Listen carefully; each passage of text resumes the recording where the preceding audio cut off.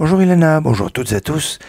Et puisque nous sommes au début du mois de Hadar 1, dans une année où on a 2 mois d'Hadar, peut-être l'occasion de réfléchir sur ces 2 mois d'Hadar et de comprendre quelques points au niveau de la halakha, au niveau de la pratique.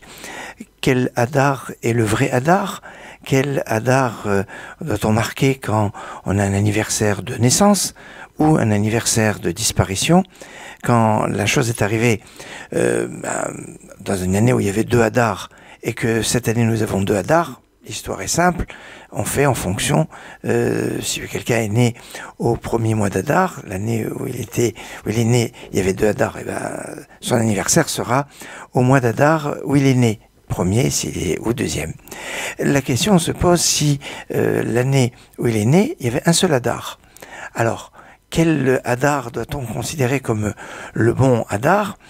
Alors, au niveau de naissance, on considère plus le deuxième Hadar comme le Hadar de référence, pour un certain nombre de raisons. Mais quand il s'agit de disparition, de marquer le jour anniversaire de la disparition d'une personne, eh bien on retrouve en fait dans le Talmud, dans le traité Nedarim, une discussion entre Rabbi Meir et Rabbi Yehuda pour savoir quel est le Hadar. Stam Hadar, c'est lequel? C'est le premier ou c'est le deuxième? Que ça soit sur les documents, pour les vœux. Et Rabbi Yehuda va dire, le Stam Hadar, l'Hadar normal, c'est le premier. C'est normal puisque c'est celui qui vient après le mois de Shevat. Et quand on a rajouté un deuxième mois d'Hadar pour équilibrer entre l'année lunaire et l'année solaire, plutôt 12 mois lunaires et une année solaire, où il y a 11 jours de décalage, eh bien on pourrait dire que le mois qui a été rajouté, c'est le deuxième mois d'Hadar. Ce qui est le plus logique, c'est ce que dit Rabbi Yehuda. Et la tradition ashkénaze va suivre cette opinion pour marquer le jour anniversaire de la disparition d'un être cher qui serait disparu dans une année où il y avait un seul Hadar. Et là, on se trouve avec 2 Hadar.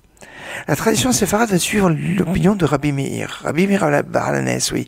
Rabbi Meir qui lui dit non, le véritable Hadar, c'est le deuxième Hadar. La preuve, eh bien, c'est que le mois d'Hadar est caractérisé par la fête de Purim.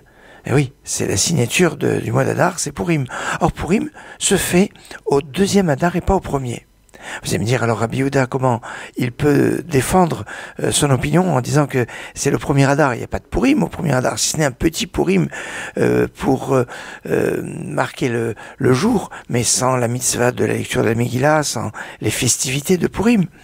Rabbi Yehuda va dire non, le véritable Hadar c'est le premier, mais on fait Purim au deuxième Hadar parce que on veut qu'il y ait une juxtaposition entre la délivrance de Pessah et la délivrance de Purim.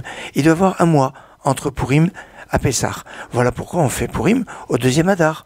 Et donc, le véritable Hadar, c'est le premier, mais la fête de Purim doit se faire au deuxième. C'est la position de Rabbi Yehuda.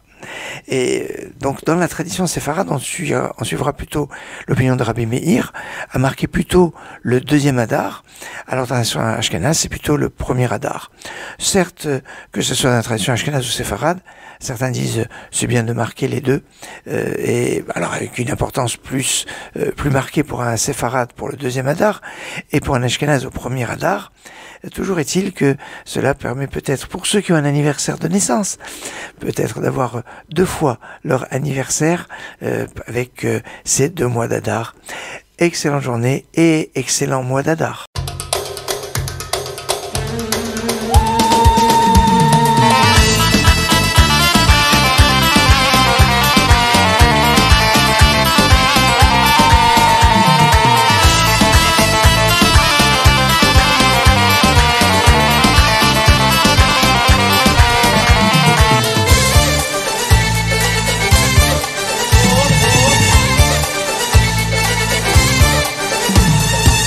מחתני בקל אמוני יסבר רחמת אדוני ישמח חתני